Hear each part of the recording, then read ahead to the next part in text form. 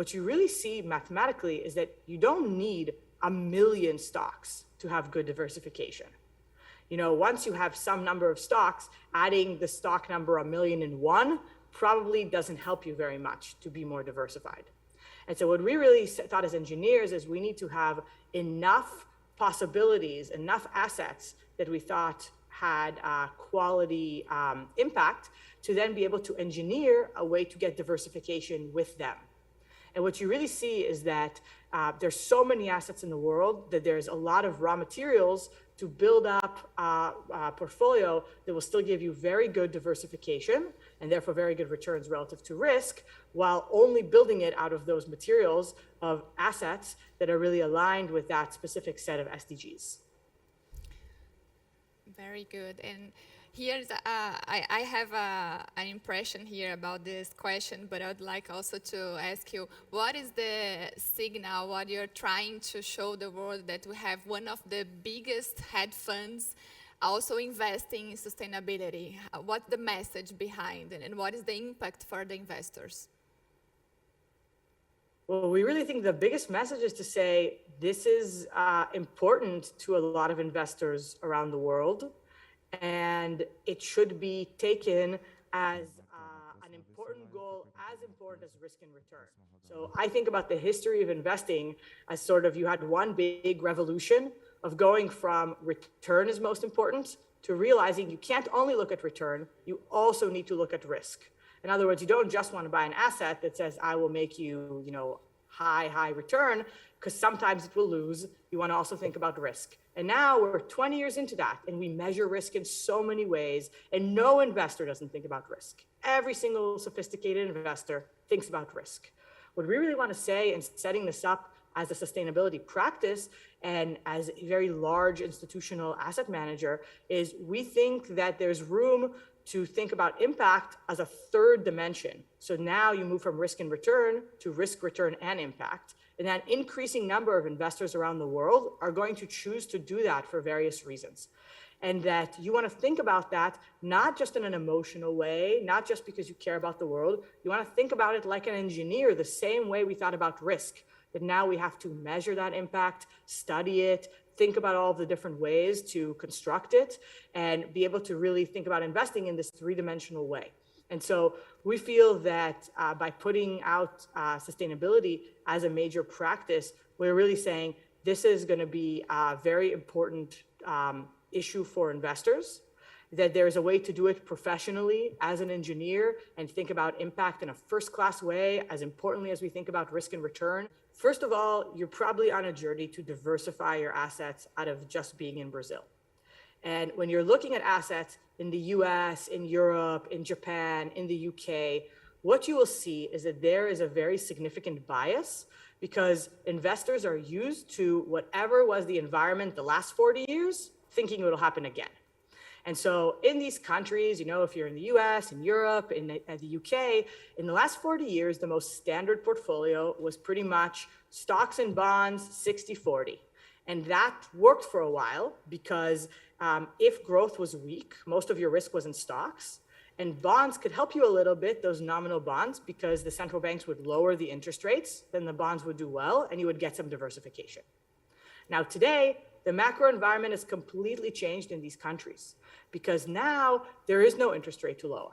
Interest rates are already zero. Yeah. And so the ability for bonds to give you diversification has really been reduced. And when you look at most portfolios that are being offered of assets that are not Brazilian, of US assets, UK assets, European assets, they're very, very concentrated in stocks. They don't really have a lot of diversification. And in particular, they don't have any inflation protection because the last 40 years or so, there hasn't really been any inflation. It hasn't been a big driver in places like the US and Europe and of course Japan, which has struggled with deflation. So investors have gotten complacent. They've gotten used to this world where it's okay to mostly hold stocks and not have any diversifying risk. And I think Brazilians intuitively understand why it's so important to have inflation protection in everything you do and not to be reliant on any one asset and any one picture of the future. And so especially in the environment we're in today, we've kind of shifted from interest rates being the main lever to control the economy, where interest rates are now in zero in all of these countries.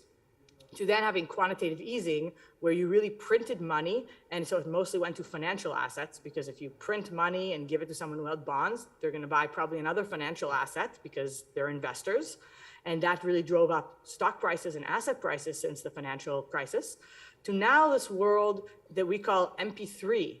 And I'm sure you've heard Ray Dalio use this term, where fiscal policy and monetary policy work together. You print money and you give it to people.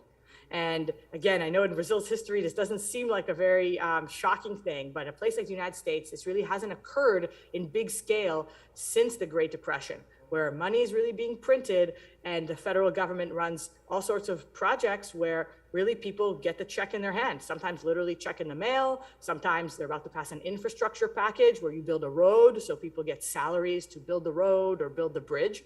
And what that means is that you're much more likely to get inflation, because people who are used to spending money and going to stores, they're the ones receiving the checks, receiving the money. This world we're very unprepared for, and now you have inflation soaring and most portfolios don't have any protection. So we feel that this all-weather approach, where you're really thinking about holding different assets that have risk premiums that do well in different environments, strong growth and weak growth, strong inflation and weak inflation, is very, very well prepared for this particular macro environment. And then from a sustainable investing perspective, you can achieve the same results of being diversified and having assets that do well in all sorts of economic environments, while just picking within that assets that are aligned with sustainability. Sustainable investing will just be investing, because whereas a few years ago, it was like fringe, like you had small numbers of investors that would say, oh, I'm interested in this sustainability thing. Now, more and more every day, our clients all around the world are coming and saying, I have goals of what I want to do with my money that are more than just return. And when I am thinking about saving money and investing it for the future, I want to leave behind a future that's the kind of future I want to leave for my grandchildren, not only return, but also a future with it, a world for them to inherit. And so I think this will become more and more mainstream, more and more something that every investor cares about and wants to do. And it will just be investing. And that will happen because investors will push for it. And at the same time, entities on the other side, more and more companies, governments, bond issuers, they will change their activities also to be aligned with sustainability. And it will just become a normal part of investing. In addition to that, what will happen to make it a normal part of investing is that this kind of work that Bridgewater has done to look through millions of data series and rate thousands of securities to say, how are they aligned with a sustainable world? It was very difficult for us doing it now the first time, because the data is early and it's messy and you're trying to see measurements and understand how different companies affect social outcomes, affect the environment. We think that will become standard and normal. And in the same way today that everybody has a measure of GDP. Nobody who is investing doesn't have a measure of what's happening with the economy. Everyone has a measure of inflation. The same thing will happen with sustainability. It will become common. And you will still win those managers that can do it best. Just like today, if you have the best read on GDP or the best read on inflation, you can invest better than others, but it will become common. Everybody will try to do it. We think the same will happen with sustainability, which is why we have invested so much in being leaders to be able to measure, understand the data, and be able to have our algorithms look through thousands of securities and select for sustainability. Perfect, Karen. When it comes to listeners having like a broader portfolio, but kind of not one that they looked for sustainability, what's the first thing to do? What's the easiest thing to do if you have a conservative cyclical portfolio and you have all those companies having a lot of dividends, but now you have a look on sustainability, you want to make a change? What is the easiest change to make? Well, I would say first, just be clear as you can about the goals that you have. And so think about, what are the goals that I have related to sustainability and why? Then look for managers that can help you, because the toughest thing is that trying to do it on your own, you probably won't do it in a scalable way. And don't give up on diversification.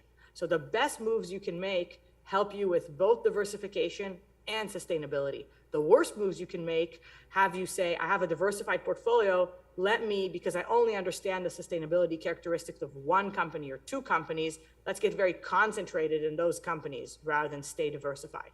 So if you can make a shift that both is aligned with your sustainability goals and gets you to higher diversification, that is worth doing. And you want to look at managers that can help you do that at a scale and with some diversification, so that you don't end up giving up on diversification just because you care about moving on impact. Because they really help us in a world of rising inflation. So from a risk return perspective, we really need commodities in a world of rising inflation because they represent what happens when there's more demand than supply. The literal things we need get more expensive.